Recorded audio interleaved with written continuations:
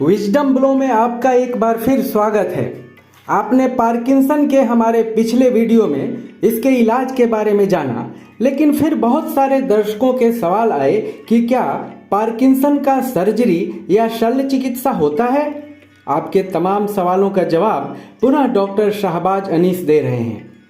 बारंबार हमारे चैनल पर नए वीडियो को देखने के लिए इसे सब्सक्राइब जरूर करें। कई सारे हमारे दर्शकों ने पूछा है कि डॉक्टर साहब क्या पार्किंसनिज्म की बीमारी का कोई शल्य चिकित्सा से उपचार है, क्या कोई सर्जरी है ऐसी जिससे हम अपने मरीज़ों को ठीक कर सकते हैं। कई बार देखा गया है कि मरीज़ दवाई खाते रहते हैं पर कोई भी कुछ खास फ़ायदा नज़र नहीं आता।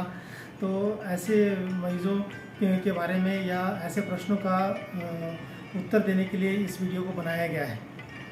सबसे पहले बताना चाहूँगा कि जो एक शल्य चिकित्सा पार्किंसनिज्म के रोगी में की जाती है वो उसका नाम है deep brain stimulation. Deep brain stimulation सन 2002 में अप्रूव हुआ था as an adjunctive treatment. Adjunctive treatment का मतलब होता है कि दवाइयाँ तो देनी ही देनी है, साथ साथ हमें सर्जरी करानी है। और देखा गया कि ऐसे डीप ब्रेन स्टिमुलेशन देने पर मरीज़ों की अकड़न, उनके कंपन और उनका जो धीमापन था ये काफ़ी हद तक इनमें सुधार हुआ है। हम कैसे मरीज़ों में डीप ब्रेन स्टिमुलेशन दे सकते हैं? तो हम सारे पार्किंसंस के रोगी में डीप ब्रेन स्टिमुलेशन नहीं दे सकते। हमें मरीज़ों का चुनाव करना पड़ता है कि कौन से मरीज़ हमारे लिए उपयुक्त हैं जिनमें हम डीबीएस दे सकते हैं। तो डीबीएस में किया क्या जाता है कि हम दिमाग के स्कल के नीचे ऊपर से एक इलेक्ट्रोड डालते हैं दोनों साइड से, जो इलेक्ट्रोड मस्तिष्क के ग्लोबस पैलिडस और सबस्टेंशिया नाइग्रा और सबथैलेमिक न्यूक्लियस में रखा जाता है और वहाँ से एक तार जुड़ी होती है जो कि पेसमेकर की भांति हमारे छाती के चमड़े के नीचे रखी होती है। और उस पेसमेकर मशीन को हम मैनुअली जैसे रिमोट चलाते हैं वैसे हम चला सकते हैं।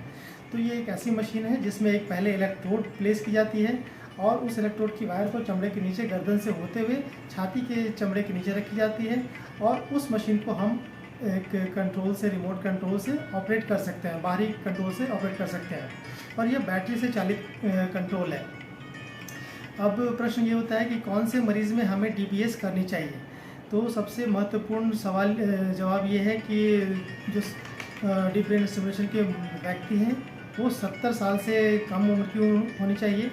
ऐसे व्यक्ति जिनमें दवाइयों के बाद भी पार्किंसंस के जो लक्षण हैं उनमें कोई सुधार नहीं दिखता है, ऐसे व्यक्ति जिनमें डोपामीन से अच्छा खासा असर पाया जाता है, ऐसे रोगी में हम डीप ब्रेन स्टिमुलेशन नहीं करते हैं। पता है कि यह एक शल्य चिकित्सा है तो इसमें हमें एक इलेक्ट्रोड ब्रेन के अंदर डालना पड़ता है, तो इसमें पूरी सर्जरी इन्वॉल्व होती है। न्यूरो सर्जरी विभाग इन्वॉल्व होता है।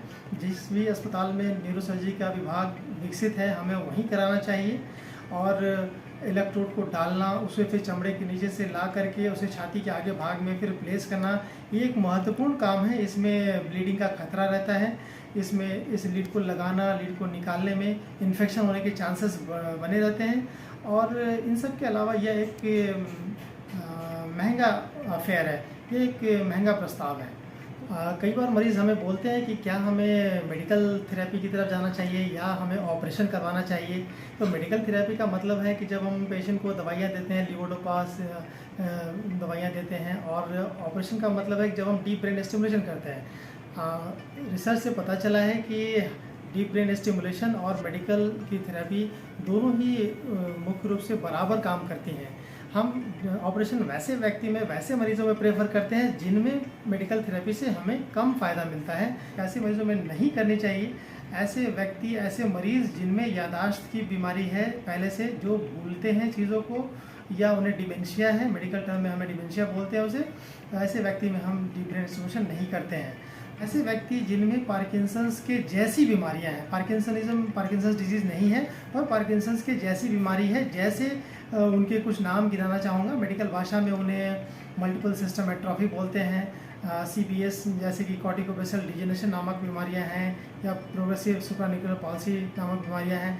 ऐसी बीमारियां हैं, ये ऐसी बीमारियां हैं जो पार्किंसन से जुड़ी हुई बीमारियां हैं। पार्किंसंस के लक्षण इस बीमारियों में दिखते हैं पर ये प्योरली पार्किंसंस डिजीज़ नहीं है। ऑपरेशन से पहले हमारे सभी मरीज़ों को बताना चाहूँगा कि एक शब्द है जो ऑपरेशन, उसके नाम से एक हमारे मन में डर या भ्रांति आ जाती है कि ये ऑपरेशन कैसा होगा, ये हेड की सर्जरी है, न्यूरो सर्जरी जो है दिमाग को खोल कर किया जाएगा ऑपरेशन। तो उसके बारे में एक महत्वपूर्ण बात बताऊंगा कि यह बिल्कुल दिमाग को पूरी तरह खोल कर नहीं की जाने वाली सर्जरी है। दिमाग में छोटे छोटे 2 होल किए जाते हैं ऊपर से, और उन होल के माध्यम से हम एक महत्वपूर्ण बात बताऊंगा कि यह बिल्कुल दिमाग को पूरी तरह खोल कर नहीं की जाने वाली सर्जरी है। दिमाग में छोटे छोटे 2 होल किए जाते हैं ऊपर से, और उन होल के माध्यम से हम जो इलेक्ट्रोड है उसे ग्लोबस पैलिडस जो कोशिकाएं हैं दिमाग की, या सबस्टेंशिया नाइग्रा या सबथैलेमिक न्यूक्लियस, वहाँ पर उन इलेक्ट्रोड्स को हम रख देते हैं, और उस इलेक्ट्रोड्स का जो वायर होता है, जो उसकी तारें होती हैं, उसको इस स्कल के स्किन के नीचे से, चमड़े के नीचे से ला करके हम जैसे पेस मेकर का जो मशीन इम्प्लांट की जाती है छाती के ऊपर में, वैसे ही इसे इम्प्लांट किया जाता है। और यह मशीन बिल्कुल बैटरी से संचालित होती है।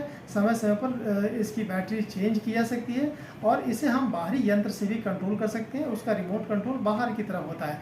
उससे हम देखते हैं कि हमारा मरीज़ कितना एक्टिव है, कितना स्वचालित है, कितने उनकी अकड़न कम हुई है, कितने उनके हाथों की कंपन कम हुई है। ऐसे तो कई सारे लिटरेचर हैं जिनमें कहा गया है कि जो ऐसे व्यक्ति जो धूम्रपान करते हैं, या जिनमें यूरिक एसिड की मात्रा बड़ी मिलती है, या ऐसे व्यक्ति जो कि धूम्रपान करने वाले, यूरिक एसिड बढ़े हुए व्यक्ति, उनमें पार्किंसंस रोग कम मिलता है। पर इसका मतलब ये नहीं है कि ऐसे कि हम लोगों को कह दे फिरें कि भाई आप धूम्रपान करिए, उससे फिर फेफड़े की बीमारी बढ़ेगी। जो लोग के अंदर यूरिक एसिड बढ़ा मिलता है, रिसर्च में देखा गया कि ऐसे व्यक्तियों में पार्किंसंस डिजीज़ कम मिलता है। और अगर हम ऐसा छोड़ देंगे तो फिर गाउट की समस्या फिर अलग उत्पन्न हो जाती है। ऐसे व्यक्ति, ऐसे रोगी जो शुरू में कॉफ़ी की मात्रा अधिक कंज्यूम करते हैं, उनमें भी देखा गया कि पार्किंसंस की बीमारी कम होती है।